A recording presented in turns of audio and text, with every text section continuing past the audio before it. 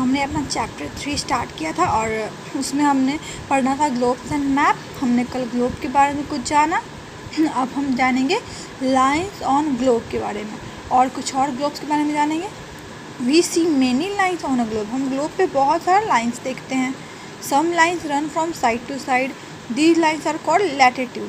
कुछ लाइन होता है साइड टू साइड होता है, उसको लैटिट्यूड कहते हैं। Some lines run from top to bottom, these lines are called longitudes.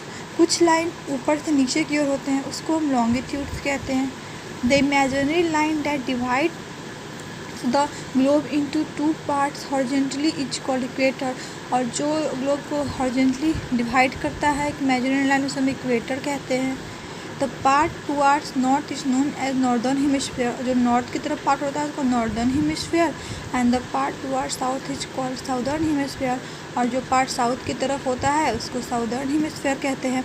अब हम लाइन्स ऑफ ग्लोब को एक बार फिगर पे देख लेते हैं, डायग्राम पे देख लेते हैं, ताकि हमें समझने में ईजी हो। तो स्टूडेंट्स हम देख सकते हैं ये हमारा ग्लोब का ये है, ग्लोब है, हमारी अर्थ है, ग्लोब है।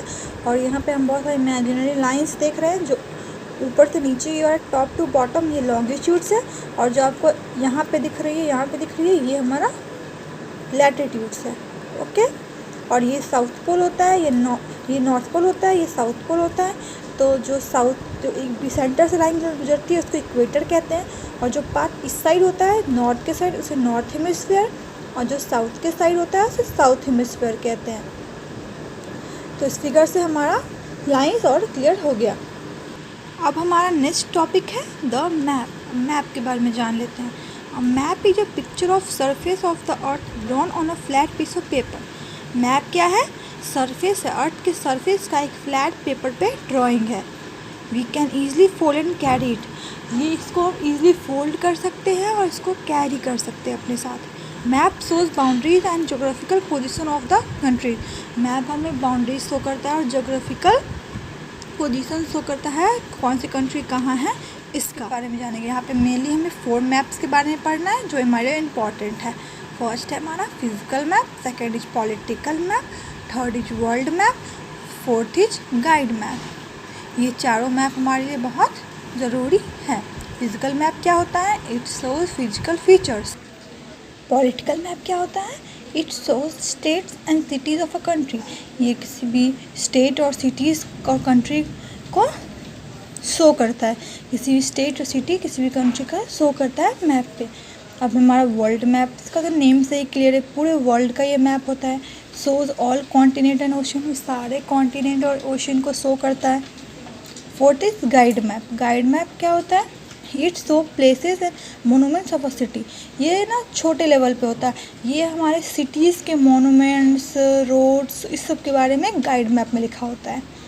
अब हम देखेंगे रीडिंग अ मैप। मैप को कैसे समझ सकते हैं, क्योंकि ये बहुत बड़े जगहों का छोटा सा एक फ्लैट पेपर पर ड्राइंग होता है, इसको हम कैसे समझ सकते हैं। First is symbols.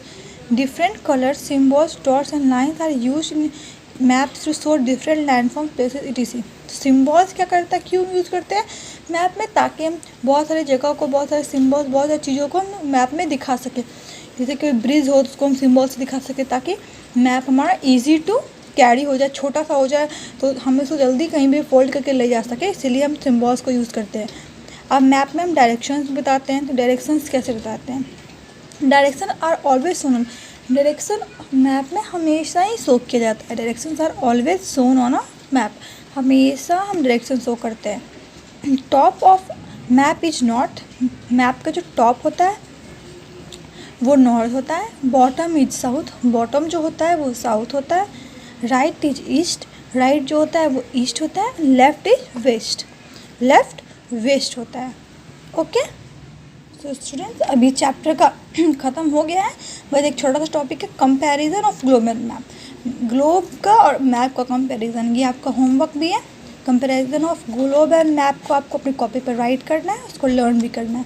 और ये कुछ इंपॉर्टेंट वर्ड्स है, इनको भी लर्न एंड राइट करना है।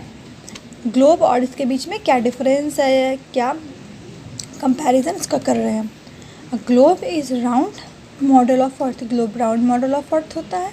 A map is a flat picture of earth surface. Map earth का फ्लैट पिक्चर होता है सरफेस का। A globe is a big in size so we can't carry it everywhere. Globe बहुत बड़ा होता है तो उसको हम हर जगह कैरी नहीं कर सकते हैं। We can easily fold and carry a map, पर हम मैप को बहुत ईजिली फोल्ड करके हम कहीं भी कैरी कर सकते हैं। It is difficult to locate small places on a globe. Globe पे छोटे छोटे प्लेसेस को दिखाना बहुत डिफ़िकल्ट है। It is very easy to locate even small places on a map, पर मैप में तो हम स्मॉल से स्मॉल प्लेसेस को भी लोकेट कर सकते हैं। We can not see whole earth on a globe at one same time. हम किस ग्लोब पे भी अर्थ को एक साइड ही एक बार में देख सकते हैं, पूरे ग्लोब अर्थ को एक बार में नहीं देख सकते। एक साइड एट वन टाइम एक ही साइड को देख सकते हैं, बट यहाँ पे अपोजिट होता है मैप में। We can see a clear picture of earth on a map at the same time. एक ही समय पे हम पूरे अर्थ के एक क्लियर पिक्चर को देख सकते हैं। अभी आपको ये इंपॉर्टेंट वर्ड्स है: globe, map and equator. Globe A round model of earth, map a drawing of earth surface, equator an imaginary line that divides earth into two equal parts. So आपका ये होमवर्क है, आपको learn and right करना है, and chapter 4 is over. That's all for today.